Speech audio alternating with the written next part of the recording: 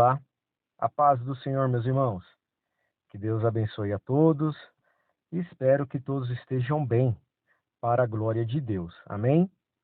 Eu sou o professor Ricardo e estarei com os irmãos no dia de hoje, na leitura e exposição do livro de Ruth, capítulos 1, capítulos 2, 3 e 4. Com isso, finalizando também o livro de Ruth no dia de hoje. Já estava com saudades de estar expondo os livros juntamente com os irmãos e também agradecendo a Deus pelo privilégio de fazer parte deste grupo maravilhoso de expositores das Sagradas Escrituras. Um grupo de pessoas cheio da graça, unção e conhecimento de Deus. Amém? Vamos lá, amados irmãos? Vamos iniciar o livro de Ruth pelo título, do livro. Este livro, irmãos, ele é derivado do nome da sua personagem principal, que é Ruth, que era uma mulher moabita. Esse nome, irmão, significa amiga e também pode significar companheira. O Senhor decidiu abençoar Ruth por causa da sua fidelidade, da sua lealdade, da sua dedicação e trabalho. Ruth, irmãos, colocou em prática o significado do seu nome, sendo companheira e amiga de sua sogra. O texto de Ruth não contém nenhuma pista sobre a sua autoria. De acordo com a tradição talmúdica, Samuel foi o autor não apenas dos livros que levam seu nome, mas também de Juízes e Ruth. Isso provavelmente, irmãos, influenciou a colocação de Ruth após os Juízes, lá na Septuaginta. O capítulo número 1 inicia contando a respeito de uma grande fome, de uma severa fome que atingiu Israel. Elimeleque levou sua esposa Noemi e seus 2 filhos através do Jordão e do sul até a terra de Moabe, na esperança, irmãos, de encontrar um sustento lá.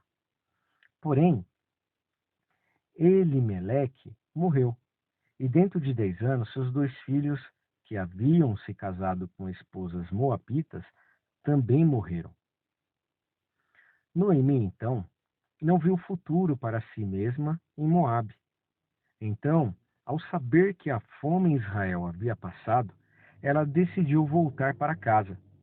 Suas noras a amavam e decidiram acompanhá-la para aliviar o seu fardo, como vemos nos versos de 6 a 10.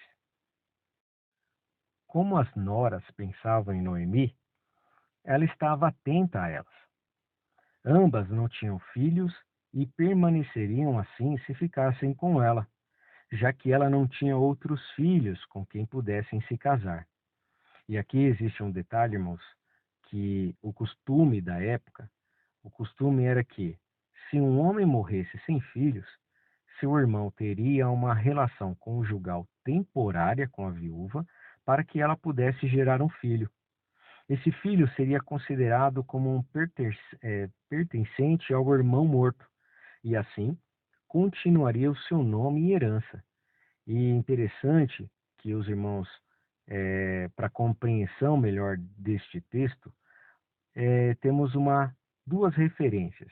Uma em Deuteronômio, capítulo 25, versos de 5 a 10, e Marcos, capítulo 12, versos 19.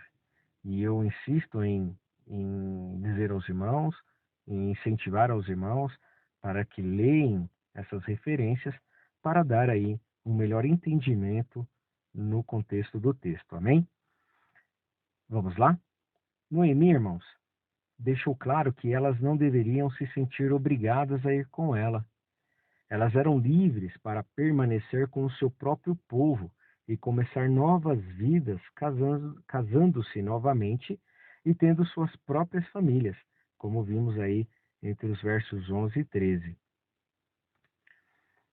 Uma nora aceitou a oferta de Noemi e voltou para sua família em Moabe.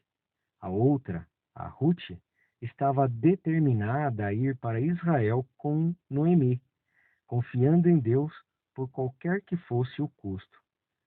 Embora Noemi tenha sido acolhida pelas pessoas da sua cidade, ficou triste quando pensou em tudo o que havia perdido nos 10 anos anteriores, como vimos aí entre os versos 19 e 22. Iniciando o capítulo 2, de volta a Israel, logo ficou claro que Deus estava no controle dos negócios na vida das duas viúvas. De acordo com a lei israelita, quando um fazendeiro colheu uma sua colheita, ele não deveria enviar seus trabalhadores pelo campo uma segunda vez para pegar os estranhos talos de grãos que os ceifadores soltavam. Esses deveriam ser deixados para os pobres, que seguiriam os ceifadores e colheriam o grão que pudessem. E aqui nós temos duas referências: Levítico, capítulo 23, versos 22, e Deuteronômio, capítulo 24, versos 19. Ruth, portanto, foi recolher comida para Noemi e ela mesma. Desconhecido para ela, o campo em que ela passou a pertencer a um parente do falecido marido de Noemi. O nome do homem era Boaz, como vimos aí no capítulo 2, do versos de 1 a 7. Boaz, irmãos, tinha ouvido falar da bondade de Ruth para Noemi e procurava maneiras de recompensá-la. Deu-lhe comida e bebida, protegeu-a dos jovens locais e certificou-se de que os ceifeiros deliberadamente deixavam grãos extras para ela pegar, como vimos aí no versos 8 a 16. Através da bondade de Boaz e seu próprio trabalho duro, Ruth levou para casa mais grãos do que ela esperava. Quando Noemi ouviu sua história, ela sabia que Deus estava dirigindo os eventos. Ou seja, ela disse a Ruth que o homem que tinha sido gentil com ela era um parente próximo do falecido marido de Noemi. Ruth então continuou a recolher o campo de Boaz pelo resto da safra, como vimos aí finalizando o capítulo 2, versos 21 a 23. E aí damos continuidade no capítulo 3, onde no versos 1, quando a colheita chegava ao fim, irmãos, as viúvas deixaram de lado grãos suficiente para durar até o verão seguinte. Mas Noemi estava preocupada com o futuro de Ruth e sugeriu que ela se casasse. Uma dificuldade era que Noemi não tinha filhos ainda vivos, isto é, não havia irmãos do falecido marido de Ruth com quem Ruth poderia se casar. Noemi, portanto, irmãos, sugeriu Boaz, como ele era aparentemente o parente vivo mais próximo. Além disso, ele havia mostrado algum interesse em Ruth. Noemi pensou em um plano pelo qual Ruth pudesse discutir o assunto em voz baixa com Boaz, sem que o povo local soubesse. Assim, uma noite Ruth se arrastou até a eira onde Boaz estava dormindo, guardando o seu grão. Ela silenciosamente levantou o cobertor de seus pés, de modo que, quando seus pés ficaram frios, ele lentamente acordou. Então, enquanto todos os outros dormiam, ela colocou o pedido para ele, ao pedir-lhe para espalhar sua saia sobre ela. Ela estava de uma forma figurada, pedindo-lhe para que a levasse como sua esposa, como vimos aí entre os versos 2 a 9. Boaz, então, irmãos, ficou encantado e também honrado. Ele sabia que Ruth poderia facilmente ter casado com um dos homens locais muito mais perto de sua idade do que ele, mas ela preferiu ser fiel às obrigações de sua família. Ele, portanto, mostrou fidelidade semelhante ao ser aberto e honesto com ela. Ele disse a ela que havia um parente mais próximo do que ele, e esse homem tinha o direito de se casar com ela. Somente se esse parente não estivesse disposto, aí sim Boaz a tomaria como sua esposa. Versos 10 a 13. Finalizando o capítulo 3, entre os versos 16 a 18, Ruth permaneceu na eira por várias horas. Boaz então deu-lhe mais grãos e a mandou para casa enquanto ainda estava escuro. pois ele não queria que ninguém a visse e começasse a fofocar. Noemi foi encorajada que as coisas estavam funcionando como ela esperava. Ela esperava, né? Como vimos aí, finalizando o capítulo 3. Aí, iniciando o capítulo 4, sentindo os efeitos, né, da pobreza da viuvez, Noemi decidiu vender a terra de seu falecido marido. Para evitar que a terra saísse da família, ela teve que garantir que ela fosse comprada, ou seja, resgatada, pelo parente mais próximo. E aqui nós temos uma referência interessante, que é em Levíticos, capítulo 25, versos 23 a 28, no qual eu também peço aos irmãos que leiam para um melhor entendimento do texto. Nesse caso, irmãos, essa pessoa foi a mesma que teve que produzir através de Ruth um herdeiro que poderia continuar os nomes do falecido Elimeleque, marido de Noemi, e Malom, filho de Emeleque e marido de Ruth. Mas, se tal herdeiro nascer, ele também herdaria a propriedade da família. Isso significa que o parente mais próximo que comprou a terra de Noemi, mais tarde a perderia se produzisse um filho através de Ruth. O homem estava disposto a comprar a terra de Noemi se isso fosse tudo o que ela precisava fazer, mas casar-se com Ruth também lhe causaria uma perda financeira, como vimos aí dos versos de 1 a 6. Dando continuidade no capítulo 4, na cerimônia de entrega do sapato, o homem com o direito de comprar a propriedade de Noemi indicou que ela estava entregando a carta a Boaz. O caminho agora estava claro para Boaz se casar com Ruth. Isso deu a Boaz, irmãos, a chance de manter vivo o nome de família de Elimeleque e Malom, para manter a propriedade de sua família e se casar com a mulher que amava. As testemunhas e espectadores da cerimônia abençoaram Boaz e Ruth, com o desejo que Deus os tornasse frutíferos e prósperos, como os antepassados de Israel, como aí vimos entre os versos 11 e 12. A criança nascida de Boaz e Ruth significou muito, muito para Noemi, mas o que mais enriqueceu sua vida foi o amor e cuidado de sua nora, Ruth, como vimos aí entre os versos 13 a 15. E a história vai se seguindo. A história mostra, irmãos, que os bons desejos dos espectadores para o filho de Boaz e Ruth foram cumpridos de uma forma mais ampla do que eles poderiam esperar. A criança não meramente continuou o nome do marido e do filho de Noemi, mas ele se tornou o avô do rei de Davi e um ancestral de Jesus, o Messias. E aí nós temos uma referência maravilhosa em Mateus capítulo 1, dos versos 1 a 5. E com isso, amados irmãos, nós finalizamos o capítulo 4.